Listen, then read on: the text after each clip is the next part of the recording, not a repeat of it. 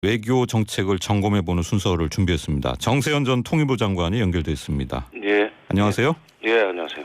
자, 오늘 한일 위안부 합의 1년을 맞았는데요. 참 말도 많고 탈도 많았던 합의였던 것 같습니다. 정 전 장관님 어떻게 보십니까? 예.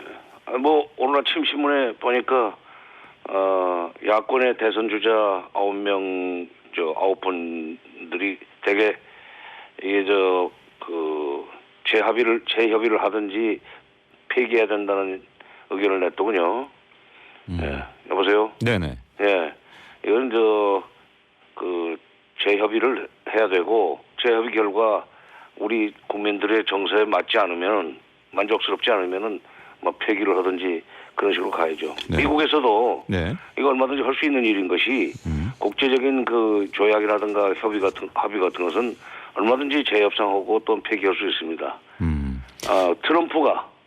트럼프도 한미 FTA 재협상한다고 그러잖아요. 네. 할 수 있는 거예요. 예.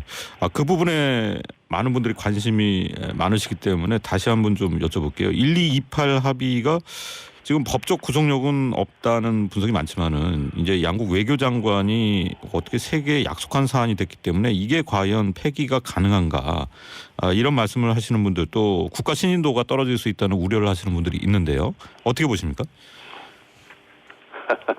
국제적인 그 조약 내지는 국제적인 합의가 깨진 것이 얼마나 많습니까? 그건 그 국제적인 조약이나 합의도 국가 이익에 반하면은 얼마든지 깰 수 있는 거예요. 네. 그게 약속이라는 건 어디까지나 서로가 좋아야 되는 거지 한쪽만 좋아서는 안 되는 거고. 더구나 약속을 한 걸 깨면 국가 신인도가 떨어진다면은 그런 식으로 하는 것은 그건 자기네 행동을 정당화하기 위한 억지에 불과하지 그건 설득력 없습니다. 네. 뭐 이렇게 단호하게 말씀하시는 취지 이해를 합니다. 지금 짚어볼 것은요, 이 한일 위안부 합의의 과정인데요. 정세현 전 장관님 당시 어떻게 보셨어요? 사실 박근혜 대통령이 위안부 문제 해결을 정상회담의 전제로 내걸면서 3년 가까이 좀 한일 관계가 아주 냉각이 됐다가 이 합의가 나왔던 건데 결국 이제 합의의 내용이 또 문제가 됐던 거고요. 네, 굉장히 급전직하 이거 결론이 났죠. 네. 그 배후에 사실은 한 10월 달쯤 외국의 동아태 차관보가 그쪽에서 이거 빨리 해결해야 된다는 압력을 넣고 갔습니다. 이거 와서. 네. 그것은 미국의 동아시아 전략이라고 할까 대중국 압박 정책의 일환으로 한미일 군사동맹을 강화해 나가야 되는데 한미 간에도 좋고 미일 간에도 좋지만 한일 관계가 이게 위안부 문제 때문에 좀 불편하다. 이것 때문에 대중국 압박 전선에 좀 차질이 생기니까 네. 빨리 한일 간에 화해하고 미국이 주도하는 대중국 압박 전선에 빨리 동참하라 하는 메시지를 보냈죠. 네. 그러더니 갑자기 박근혜 대통령이 아베 얼굴도 안 쳐다보지 않았어요. 국제회의에서. 네. 그러더니 12월 28일 날 해넘기기 전에 그걸 결판을 내더라고요. 이게 다 금년 11월 달에 서둘러서 체결했던 한일 군사정보 보호협정하고도 다 연결되어 있는 겁니다. 네. 한일 군사정보 보호협정도 한일 간의 군사협력을 해야만 한미일 군사 동맹이 강화된다고 하는 미국의 정책이라고 할까 이것 때문에 이렇게 지금 서둘렀죠. 네. 그러니까 미국의 외교 정책에 대한 공조 차원에 대한 배려가 많이 작용했다는 그런 말씀이시죠? 많이 작용한 것이 아니라 그거 전부예요. 그게 전부란 말씀이시군요. 예. 근데 야권에서는요, 이제 최순실 씨의 한일 위안부 합의의 결정에 대한 개입 의혹을 제기하고 있어요. 어떻게 보십니까? 아이고, 그것까지야. 근데 최순실씨가 그것까지 고치를 했겠습니까? 그러나 미국이 요구하는 것을 우리가 쉽게 거절을 못하는 습관이 있습니다. 우리나라 외교 당국자들이나 또는 대통령들이 미국에 대해서는 좀 노라고 말 못하는 안 돼, 못하겠어라는 말을 못하는 그런 성향이 좀 있죠. 네. 바로 그것 때문에 한일 군사정보보호협정이나 작년 말에 위안부 합의가 그야말로 졸속으로 처리가 된 거죠. 미국의 필요를 우리가 충족시켜 준 거예요. 네. 자, 또 한 가지 짚어볼 것이 이미 이제 위안부 피해자 할머니들 일부가 화해치유재단에서 지급하는 이제 현금을 받으신 분들이 또 있습니다. 이게 이제 그 재협의에 문제가 되지 않을까 이런 우려도 나오는데요. 그야 돈이야 뭐 일부 받아갔지만 다 받아간 건 아니잖아요. 네. 그럼 뭐 일본한테 돈 주면 되는 거지 뭐 그 정부가 그건 물어주면 되는 거고. 네. 그거는 걱정할 거 없어요. 그리고 네. 이게 위안부 할머니 중에 일부가 굉장히 생활이 어려우신 분들이 많으니까 네. 뭐 어떻게 합니까? 목구멍이 포도청이라는데 그러니까 뭐 주는 돈 받아는 가지만 그렇다고 해서 이게 위안부 합의의 정당성을 입증하는 근거는 못 됩니다. 알겠습니다.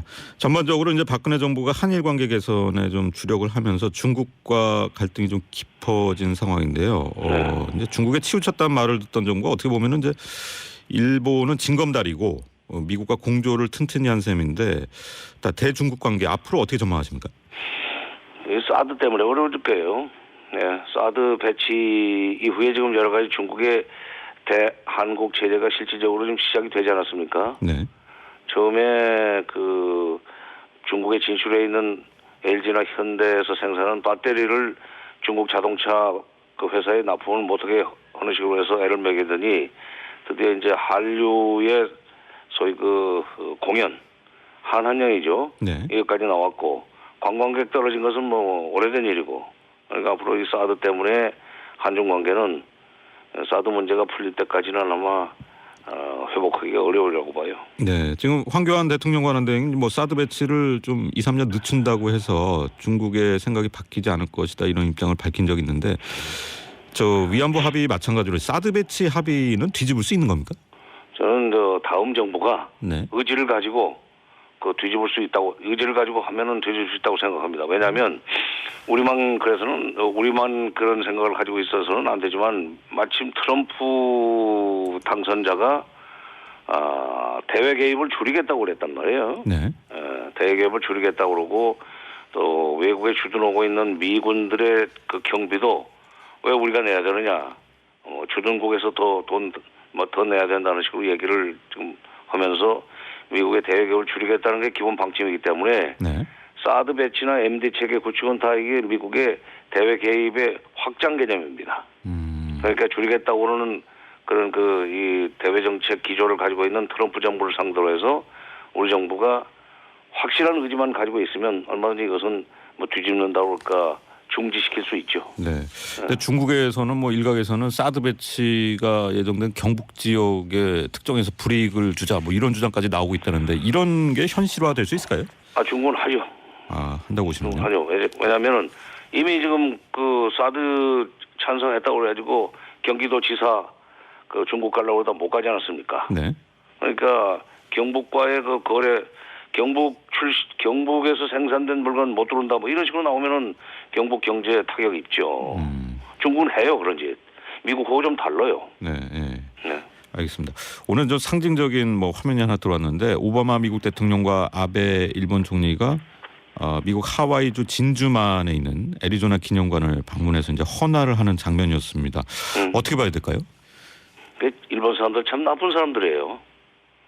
그 진주만은 지금 일본이 그 41년에 공격을 했던 그곳 아닙니까? 그렇게 해서 이제 미일 간의 전쟁으로 번졌는데 네. 거기 가서는 사과하면서 왜 우리 위안부 문제는 사과 안 합니까?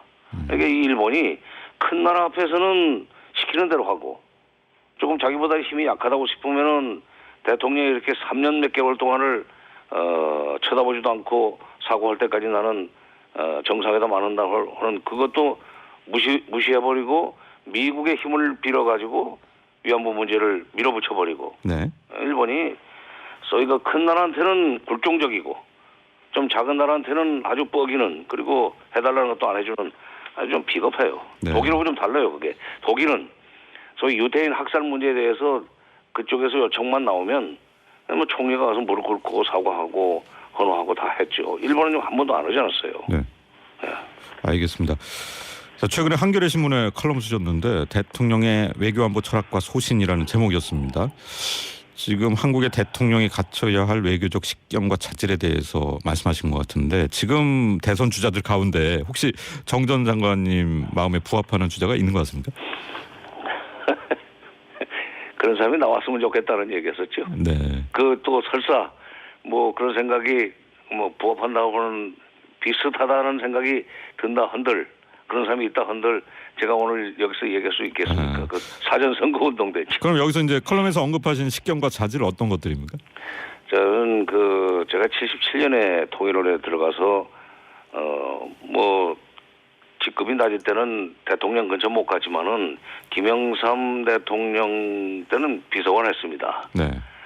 김대중 정부에서는 차관 장관하고 노무현 정부에서도 이제 제가 장관으로 대통령을 가까이서 지켜본 결과 대통령이 외교 문제와 관련해서 줏대가 있으면은 우리가 하고 싶은 대로까지는 아니지만 우리가 불이익을 적게 받습니다. 국가이익 면에서. 네. 그런데 대통령이 그 줏대가 없으면 미국이 하자는 대로 끌어갑니다. 우리 한미동맹이라는 그 일종의 그 너울 속에서 미국한테 끌려갈 수밖에 없는데 미국이 가자는 대로 가가지고 무조건 좋은 건 아니거든요. 네.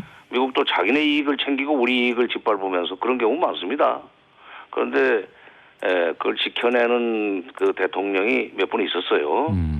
그래서 제가 그 자기 중립성이 분명한 외교 안보 철학과 소신 그리고 뚝심이 있어야 국가 이익을 챙길 수 있다. 그런 네네. 취지로 쓴 겁니다. 알겠습니다. 네. 저기 그 참여정부에서도 일을 하셨고 반기문 총장 누구보다 잘 아실 것 같은데요. 어떻게 평가하십니까? 뭐 훌륭한 외교관이죠. 훌륭한 외교관이죠. 네. 그 이상 하신 말씀 없으세요? 그것까지만 얘기하겠습니다. 왜냐면은 네. 정치는 또 좀 저는 뭐 정치는 안 했지만 네. 그 옆에서 지켜보고 특히 대통령까지 되신 분들을 가까이서 보면은 좀 달라요. 네. 알겠습니다. 사생결단하는 그런 그 뭐랄까 뚝심이 있죠. 알겠습니다. 네. 오늘 말씀 잘 들었습니다. 네. 네, 지금까지 정세현 전 통일부 장관과 얘기 나눠봤습니다.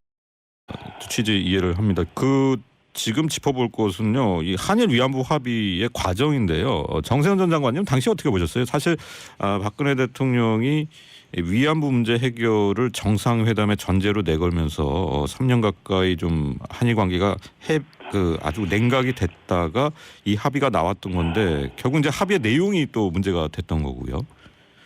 네. 굉장히 그 급전직하게 결론이 났죠. 네. 그 배후에 사실은 사실이 얼마나 많습니까? 그건 그 국제적인 조약이나 합의도 국가 이익에 반하면은 얼마든지 깰 수 있는 거예요. 네. 그게 약속이라는 건 어디까지나 서로가 좋아야 되는 거지 한쪽만 좋아서는 안 되는 거고 더구나 약속을 한 걸 깨면 국가 신인도가 떨어진다면은 그런 식으로 하는 것은 그건 그 자기네 행동을 정당화하기 위한 억지에 불과하지 그건 설득력이 없습니다. 네. 뭐 이렇게 단호하게 말씀하시는 폐기해야 된다는 의견을 냈더군요. 네. 여보세요? 네네. 예.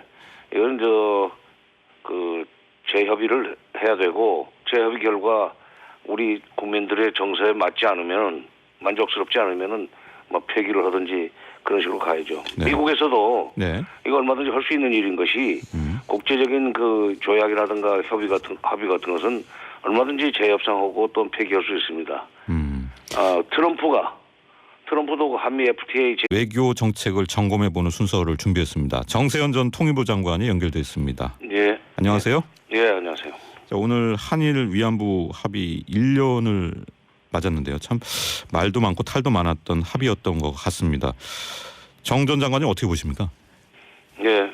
뭐 오늘 아침 신문에 보니까 야권의 대선 주자 9분들이 되게 이게 재협의를 하든지 재협상한다고 그러잖아요. 네. 할 수 있는 거예요. 예. 그 부분에 많은 분들이 관심이 많으시기 때문에 다시 한번 좀 여쭤볼게요. 1228 합의가 지금 법적 구속력은 없다는 분석이 많지만은 이제 양국 외교장관이 어떻게 세계에 약속한 사안이 됐기 때문에 이게 과연 폐기가 가능한가 이런 말씀을 하시는 분들 또 국가 신인도가 떨어질 수 있다는 우려를 하시는 분들이 있는데요. 어떻게 보십니까? 국제적인 그 조약 내지는 국제적인 합의가 깨진